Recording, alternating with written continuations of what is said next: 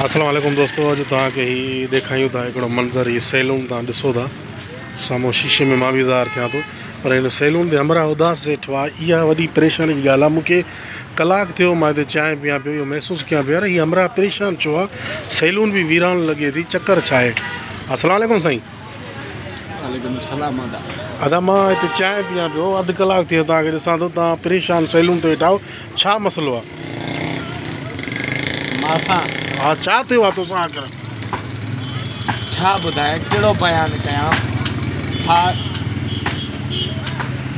तूं केरु आहे? पाण मां खीरो उस्ताद बिस्मिल्लाह। उस्ताद ख़ुशि नौकर तोसां छा थियो? छा आहे? अदा ॻाल्हि इहा हुई, उस्ताद पपन मूंखे ॾेखारियो वॾो ख़्वाबु।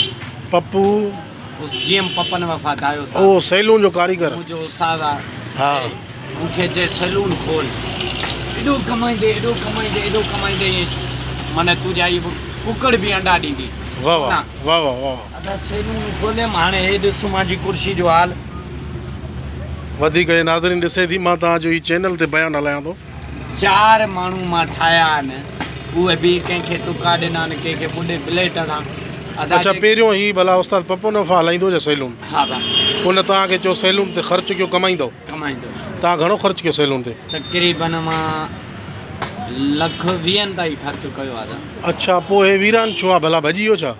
भॼी वियो त केरु ठाहे वार ॾाढी, जेको अचे लितर हयूं पियो वञे, को शीशो खयूं वियो, को अलाने किथे पखो सोलर वारो वरितोसीं। माना हिन सैलून खे उस्ताद पप्पू नफ़ा जा हथ लॻल आहिनि, हुनजा पेर कदम घुमियल आहिनि। हाणे तव्हां छा था चवणु चाहियो ॿियनि सैलून वारनि खे जंहिंखे पप्पू सलाह ॾे? जी ड्रोई अथव, मुंहिंजी कढ लॻिजो, फ़क़ीर मांदे जे मामे मखणो उनजी कढ लॻिजो, पपन जी कढ न लॻिजो। अलाह जो वास्तो अथव भाउ, हिमां कुझु न आहे, हर शइ खणी यादि आहे, छा ॾियांव?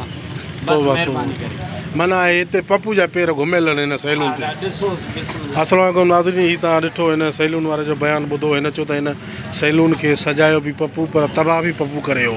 इहो हमेशह हर माण्हू सां ईअं ई कंदो आहे, इन खां बची रहिजो। सभिनी सां अहिड़ी हालत थींदी जीअं हिन सैलून वारे सां थी आहे। वरी महिरबानी सर तव्हांजी।